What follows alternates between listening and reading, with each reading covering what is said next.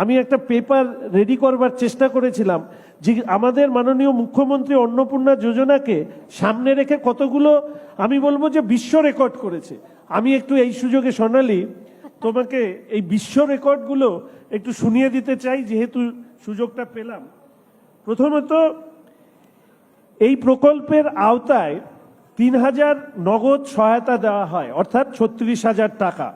ফলে গত প্রকল্পের থেকে যদি আমরা দেখি তাহলে অন্যান্য রাজ্যের যদি প্রকল্পকে ধরে নিই, সেখানে দেখব যে তেলেঙ্গানা, হিমাচল প্রদেশে যা দেওয়া হয় তার দ্বিগুণ দেওয়া হয়, তামিলনাড়ুতে যা দেওয়া হয় তার দ্বিগুণ দেওয়া হয়।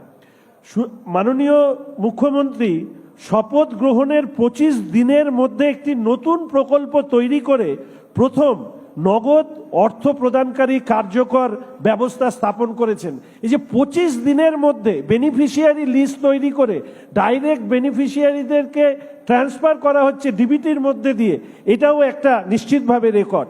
পশ্চিমবঙ্গের বিজেপির সরকার গঠনের ২ মাসের মধ্যে, এখানে আপনারা যারা আছেন অন্নপূর্ণা যোজনাকে নিয়ে যারা ন্যারেটিভ তৈরি করবার চেষ্টা করছেন, আপনাদেরকে বলে রাখি যে ভারতবর্ষের কোন রাজ্যে মাত্র ২ মাসের মধ্যে সরকার গঠনের পর ১ কোটি উপভোক্তাকে প্রকল্পের আওতায় নিয়ে এসে তাদেরকে সরাসরি ক্যাশ ট্রান্সফার করা হচ্ছে।